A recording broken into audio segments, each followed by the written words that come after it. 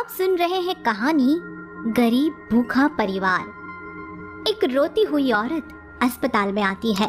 उसके हाथ में एक छोटी बच्ची है, करीबन 8-9 साल की।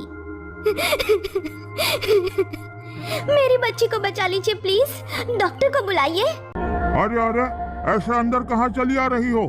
पैसे है तुम्हारे पास? तुम्हारी हालत देखकर तो नहीं लग रहा। देखिए, मेरे पास बिल्कुल पैसे नहीं, पर मेरी बच्ची की तबीयत बहुत खराब है। मेहरबानी करके डॉक्टर को बुलाइए। ये बहुत बड़े डॉक्टर है, पता नहीं कहाँ कहाँ से आ जाते हैं लोग। चलो जाओ यहाँ से। तभी डॉक्टर वहाँ से गुजर रहे थे।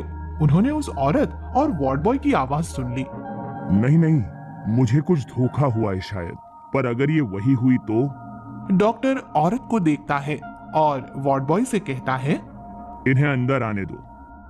ठीक है सर, जाओ, डॉक्टर साहब तुम्हें अंदर बुला रहे हैं। औरत जल्दी अपनी बच्ची को हाथ में लिए अंदर आ जाती है। प्लीज मेरी बच्ची को देखिए, ये बेहोश हो गई है। डॉक्टर बच्ची को अच्छे से चेक करता है और कहता है, लगता है बच्ची ने कई दिनों से कुछ नहीं खाया, इसलिए इतनी कमजोर हो गई है।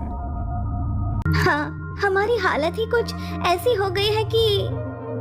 क्या हुआ शारदा?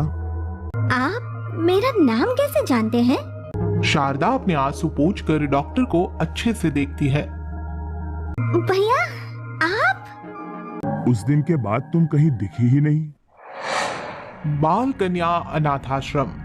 अनाथाश्रम की केयर टेकर डॉक्टर्स जो यहाँ बच्चियों को 1 महीने तक नर्सिंग का काम सिखाने आए हैं, उनसे बात कर रही है, जिसमें 30 साल के डॉक्टर राजेश भी है।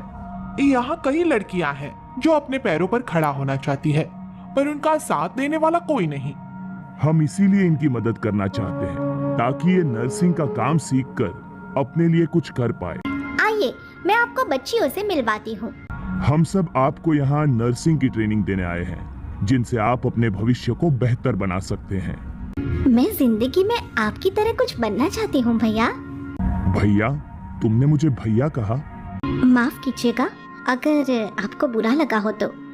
अरे नहीं नहीं, तुम मुझे भैया ही बुलाना। मैं हमेशा से चाहता था कि मेरी भी कोई छोटी बहन हो। आज से मैं तुम्हारा बड़ा भाई हूँ, ठीक है?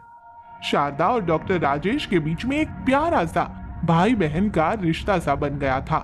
राजेश शारदा के लिए रोज कुछ न कुछ खाने को लाया करता था, और तो और वो आगे चलकर एक अच्छी नर्स बन जाए, इसलिए उसे आगे पढ़ाने के बारे में भी सोच रहा था। हाँ भैया, मैं आगे पढ़ना चाहती हूँ। मैं भी आपकी तरह लोगों की सेवा करना चाहती हूँ। ऐसा ही होगा शारदा। पर दूसरे ही दिन अनाथ आश्रम में एक पति पत्नी शारदा को गोद लेने के लिए आ गए। शारदा इस अनाथ आश्रम की सबसे होशियार लड़की है और बहुत समझदार भी है। वो पति पत्नी एक दूसरे की तरफ देखते हैं और मुस्कुराते हैं। हम इसी बच्ची को गोद लेंगे और वो भी आज ही। ठीक है शारदा, अपना सामान लेकर आओ। पर मैं नहीं जाना चाहती, भैया मेरी ट्रेनिंग करवाने वाले हैं। तुम्हें इनके साथ जाना ही होगा, हम तुम्हें यहाँ नहीं रख सकते। शारदा को मजबूरन उन दोनों के साथ जाना पड़ा, और जब वो उनके घर पहुंची तो उसके साथ बिल्कुल भी अच्छा बर्ताव नहीं किया जाता था। वो दोनों उससे घर का सारा काम करवाते थे, उसकी पढ़ाई भी बंद करवा दी गई थी। वो दोनों शारदा को बहुत सताते थे, इसलिए शारदा एक दिन उस घर से भाग गई और भागते भागते एक सर्कस में जा पहुंची। तुम यहाँ काम करोगी तो मैं कुछ पैसे तुम्हें दे सकता हूँ। ठीक है, सर्कस के बाद सब कुछ साफ कर दूंगी, और मैं थोड़ा बहुत नर्सिंग भी जानती हूँ। किसी को चोट लगी तो मलहम पट्टी भी कर दूंगी। शारदा वहाँ काम करने लगी और सर्कस जहाँ जहाँ जाती वो वहाँ वहाँ उनके साथ जाती थी। उसे काम करते करते कई साल हो गए थे और उसने सर्कस में काम करने वाले सतीश के साथ शादी भी कर ली थी और उसकी एक छोटी सी बच्ची भी थी। पर एक दिन अचानक करतब दिखाते दिखाते उसके पति नीचे गिर गए, जिससे उसकी टांग पर गहरा असर हुआ। अब मैं करतब नहीं दिखा सकता, अब हम कैसे अपना गुजरान करेंगे? आपकी टांग के इलाज के लिए बहुत पैसों की जरूरत है, और अब तो हम सर्कस के साथ कहीं जा भी नहीं सकते। शारदा के पास जितने बचे कुचे पैसे थे वो दवाइयों में चले गए। अब तो घर में खाने को भी कुछ नहीं था। मेरी बच्ची ठीक तो हो जाएगी ना भैया? माफ कीजिएगा डॉक्टर साहब। तुम मुझे भैया ही बुलाओ। शारदा, मैं आज भी तुम्हें अपनी छोटी बहन की तरह ही मानता हूँ। उस दिन के बाद मैंने तुम्हें ढूंढने की बहुत कोशिश की, पर तुम्हारा कहीं कुछ पता नहीं चला। आज इस हाल में तुम्हें देखकर मुझे बहुत दुख हो रहा है। अगर मेरी नर्स की ट्रेनिंग पूरी हो जाती तो आज मेरी बच्ची ऐसे भूख से ना तड़प रही होती। तुम अभी भी नर्स की ट्रेनिंग ले सकती हो शारदा। मैं तुम्हारी मदद करूंगा। तुम अपने परिवार की मदद खुद कर सकती हो।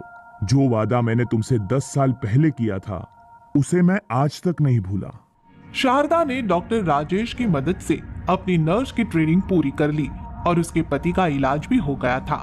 अब वो डॉक्टर राजेश के साथ जरूरतमंद लोगों की सेवा करती थी और उसका सपना था कि उसकी बेटी एक अच्छी डॉक्टर बने।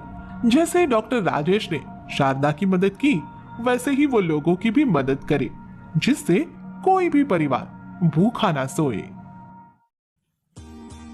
आगे की मजेदार स्टोरी के लिए चैनल को सब्सक्राइब करें और बेल आइकन प्रेस करना ना भूलें।